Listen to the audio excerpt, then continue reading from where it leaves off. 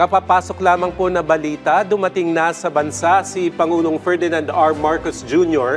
kaninang 11:28 a.m.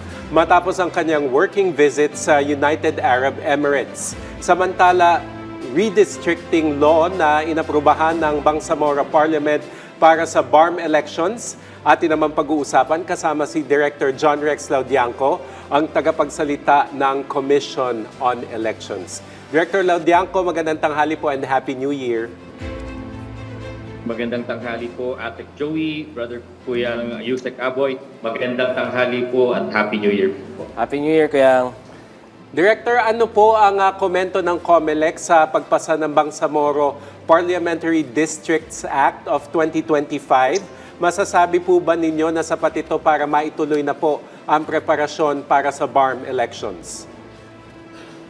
Yung dalawang bagay po, Ate Joey at Kuya Yusek Aboy. Una po sa lahat, kami nagpapasalamat at binabati po natin ang Bangsamoro Parliament sa matagumpay na pagpapasa po ng Parliament Bill 415. Inaasahan din po natin na ito po ay magiging batas pagkatapos po itong mapirmahan ni Chief Minister at mailathala sa Bangsamoro Official Gazette at sa newspapers of general circulation na magkakaroon po ng effectivity within ng 15 days after its publication. Kaya lang po mayroon pong konting komplikasyon po na nailahad po ni Chairman Garcia kahapon doon po sa stakeholders meeting. Kung matatandaan po natin, Asik Joey at Yusek Aboy, ang unang dahilan po kung bakit na-declare na unconstitutional at labag po sa batas yung naunang districting law dahil nailabas po ito within 120 days o yung election period ng nakatakdang halalan sana noong October 30, 2025. Ngayon po, paparating po ang election period ng Bangsamoro January 29. So kung nailabas man po ito kahapon na madaling araw, mapirmahan ni Chief Minister, mailathala ng 15 days, ang tingin po namin ay papasok pong muli ito sa pinagpalalabag ng ating batas na 120 days period na alteration ng mga territory at precincts at iba pa. At dahil po dito, masusi pong pinag-aaralan ng Commission on Elections ngayon kung maaari pa bang maituloy sa March 30 ang halalan dahil nga po sa potensyal na paglabag sa Republic Act 8189. Pero, Kuya, matapos naman maaprubahan ang 32 single-member parliamentary districts, kailan po inaasang bubuksan ulit ng COMELEC ang bagong filing of certificates of candidacy for the BARM? Especially when yung pinag-uusapan natin kanina na there might be some infringement dahil do sa time period na pinag-uusapan natin, Kuyang Director, sir. Tama po kayo, sa loob po ng linggong ito ay maglalabas po ang Commission on Elections ng mga resolution na maglilinaw. Maitutuloy pa ba natin ang calendar of activities na nakabase po sa March 30 sana, nakauna-unahang BARM parliamentary elections. Alam niyo po kasi, bagamat po naitakda natin ang March 30, bagamat nailabas po yung pong proposed bill, Parliament Bill 415, meron pong tagubili ng Supreme Court dapat hindi malalabas pag 20 days. Kaya po kami ngayon nakikipag-ugnayan hindi lamang po sa ating Bangsamoro, kundi mismo sa ating House of Representatives at sa ating Senado para po malaman natin maaari bang maituloy ng maayos at bagsabatas ang halalang ito. Pero isa po ang malinaw na kinalaholders meeting at makikipag-ugnayan ito. Matutuloy ng 2026 ang Bangsamoro Parliament po na gagawin natin ngayon. Maaari lang po magkaroon ng konting adjustment, maaari magkaroon ng konting pag-uurong nang sa gayon hindi natin malabag ang Republic Act 81 ng utos ng Supreme Court. Director, ano na po yung magiging agarang hakbang ng COMELEC ngayong malinaw na po yung district boundaries po sa pag-finalize ng listahan ng mga presinto pati yung mga botante po sa bawat distrito? Napakaganda po nito, Asik Joey at Kaboy, kasi malinaw na po ang mga teritoryo at na-cure na po yung naging problema sa Bangsamoro Autonomy Act 77 na tinagurian ng Supreme Court na merong gerrymandering. Sa ngayon po, sa aming unang pag-aaral, malinaw ang pagkakalatag ng mga distrito, hindi nakalilito para sa ating mga kababayan. Hindi man meron pa kaming inaaral kung matutuloy man o hindi ang March elections, pero ang malinaw dito, meron na tayong distrito. Alam na ng ating mga kababayan ang kanilang distrito at pag nag-set na po muli kami ng filing of certificates of candidacy, alam na rin kung sino ang mga magiging kandidato na magka-qualify, lalong-lalo na doon sa residency sa ating mga parliament district representatives. Diyan po kasi nakasalalay yan.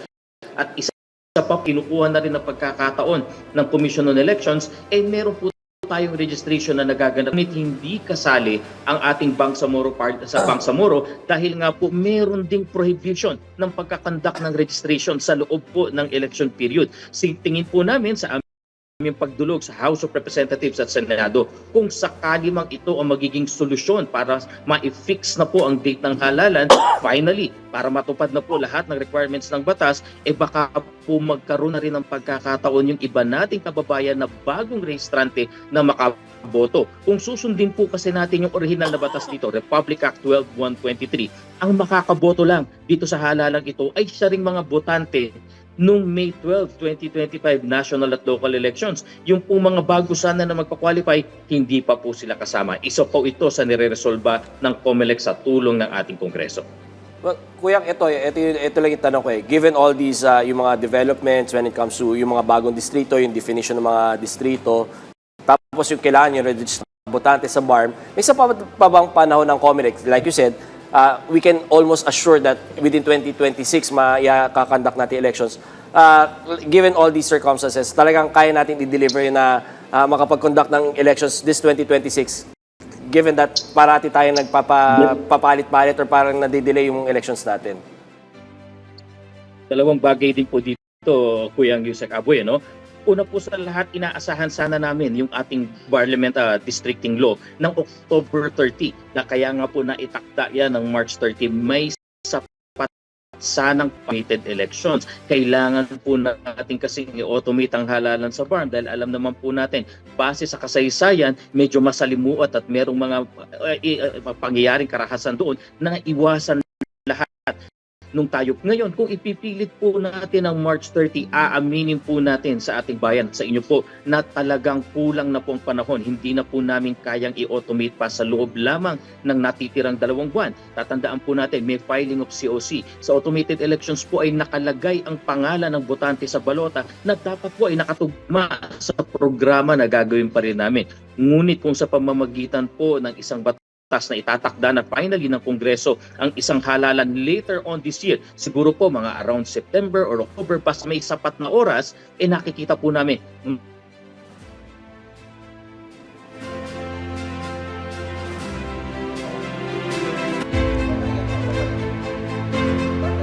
Babalikan na lang natin si Director Laudianco, no? Si Kuyang Rex, no? Medyo naputol lang yung linya. Pero again, maraming magandang developments. Especially me, ako, yung mother ko is from Tawi-Tawi. So, talagang part kami ng BARM, no? Maganda na yung nagkaroon ng redistrict, yung definition ng mga districts. Pero ang hinahabol siguro natin, tama si Kuyang Rex, si Attorney Rex, the most reasonable way para ma-ensure natin na walang karahasan is to run automated elections kasi malilesen yung opportunities for dayaan or yung pananakot.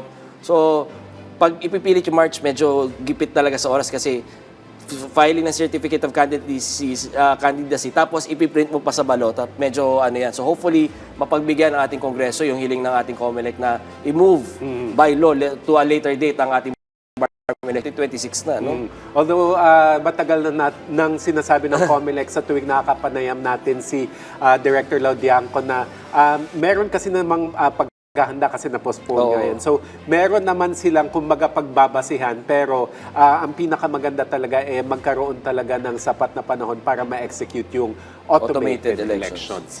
Balikan natin si Laudianco, Director. Okay po ang ating linya. Isa pa pong magandang bagay po na mapag-usapan dito. Kung matatandaan po kasi natin, ituloy man natin sa March 30, ito po yung sitwasyon. Papasok po ang banal na buwan ng Ramadan ng sometime in February, papatungo po ng March. At yun naman po ang kasunod nun, yung ating Eid al-Fitr at ilang linggo lamang ay kasunod din po ang mahal na araw naman po para sa ating mga Kristiyano. Sa panahong din yung campaign period at ilang aktibidades para sa halalang ito. So nakikita po namin na napakalaki malaking effect hindi lamang sa pangangampanya kundi para na rin sa kapakanan. Dahil ang malaking advantage kung ang Kongreso na mismo ang magseset po ng halalan later on this year. Basta importante po ay 2026. Kung maiseset po ito ng 2026 sometime later this year, ito po ay mareresolba ang lahat. Isa pa rin po sa kinoconsider ng Commission on Elections ay sapat na panahon para mag-conduct ng voter education. Yung pong natitirang araw po buwan po sa amin, sa laki po ng sakop ng BARM, mukhang kukulangin po tayo. Kaya nga po kung maiuurong ng kaunti, bukod dun sa automation, bukod po dun sa hindi tayo lalabag sa batas, maiko-conduct natin ng maayos at matiwasay ang kaalaman sa pamamagitan ng voter education sa lahat ng kababayan natin sa Bangsamoro.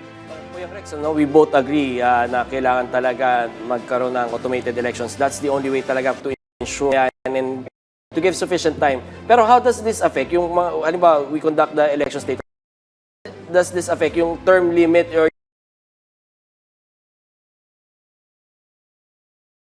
yung term naman ng mga may elect dito sa Sir Yusek Aboy at Sec Joey na medyo malilimitahan ng konti. Pero tatandaan din po natin na sa pag-uurong ng kaunti, magsakripisyo po ng kaunti dito ay napakarami po nating masusod. Una sa lahat, hindi tayo lalabag sa desisyon ng Supreme Court, hindi tayo lalabag doon sa provision ng Section 5 ng Republic 8189. Mas magawa ng halalan dahil po maiuayos, may iwasan ng kaharasan, mabilis na maipoproklima mga nanalo at higit po marasulok-sulukan ng Bangsamoro at nang maipaalam sa ating mga kababayan yung pong gains na matatanggap natin, lalong-lalo na sa voter turnout at yung responsible voting ay tingin po namin ay sapat na dahilan para iurong ng konti at isakripisyo ng konti ang pagkakabawas po ng konti sa kanilang terms of office. Director, paano naman masusunod ng bagong redistricting law ang mga pamantayan ng pagiging contiguous at may minimum na 100,000 population yung bawat distrito? Magalatag sa Parliament Bill 415, yan nga pong una sa lahat na i-distribute ng maayos yung 32 seats para dun sa 32 districts. Ikalawa, nakita po natin yung sinasabi natin ng mga compliance sa minimum number of population na i-distribute din po yan. At yung pong kailangan, naging requirement ng Supreme Court, dapat compact, contiguous, magkakadikit. Dahil yun naman talagang idea ng distrito ay nasunod po ngayon. Kaya nga po kami nagbibigay pasasalamat at papuri sa ating parlamento sa pagkakalabas po ng Parliament Bill 415. Well, Director Kuyang, may mga pangamba yung ibang sektor, siyempre, you can't please everybody, na hindi daw pantay ang alokasyon ng mga pwesto sa ilang lalawigan.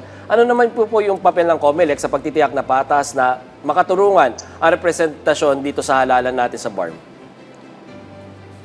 Kung matatandaan niyo po kasi nung sa naunang distribution po, Bangsamoro Autonomy Act 58, wala naman po naging question. Ang nangyari po kasi dyan yung 7 seats na ilang pong sa natitira po mga lalawigan at special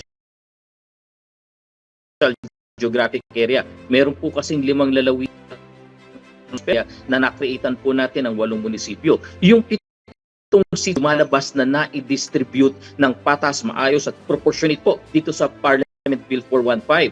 Doon sa Kaliman po, alam naman po natin na merong magtataas nito, merong magke-question. Ito rin po may sapat na panahon para umakyat sa kataas-tasang hukuman at magkaroon sila ng pagkakataon pong question ng maayos ang pagkakadistrito. Ayun po.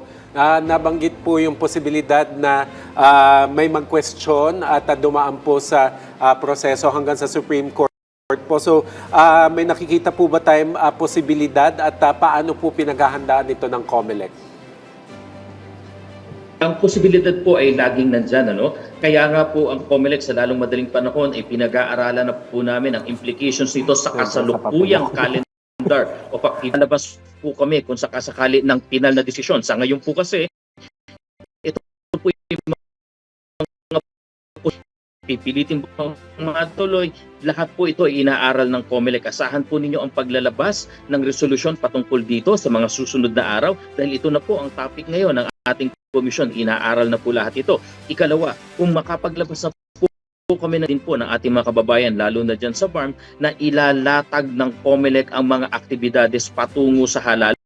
Nang sa gayon po, sabay-sabay po nating makita ang developments dito. Patungkol naman po sa paghahanda, kung sakali man talagang aakyat sa Supreme Court, ang lagi pong ginagawa ng COMELEC dyan, inuuna namin yung mga bagay na pwede na nating gawin ngayon. Yung kung sa distrito, yung sa mga botante. At ikalawa, kung papayagan nga po ng Kongreso, makapagtuloy kami ng registration dyan sa farm. Lahat po ito ay maaari namang gawin kahit meron pang nakapending na kaso sa Supreme Court. Director Kuyang Rex, ano na lang ho ang mensahe nyo sa mga botante natin at yung mga kandidato sa BARM na marami sigurong nagtatanong at saka na naguguluhan with regards to yung mga updates at developments natin when it comes to the BARM elections?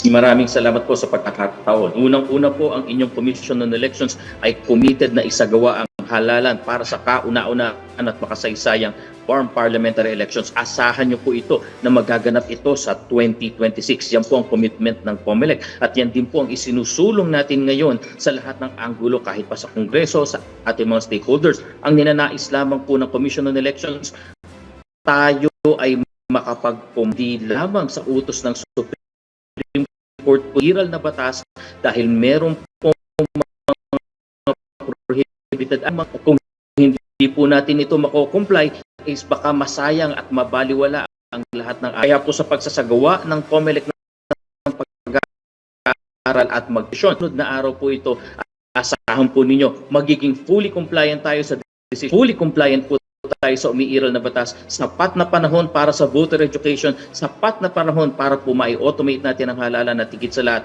ito pong lahat ay gagawin natin magkaroon ng halalan sa 2026 elections yan ng Commission on Elections. Well, good luck po sa ating COMELEC at kasama ho sa aming panalangin ng pag-conduct ng COMELEC ho ng BARM elections. At maraming salamat po sa inyong oras ang napakagaling nating director at spokesperson na si Director John Rex Laujanco, ang tagapagsalita ho ng Commission on Elections.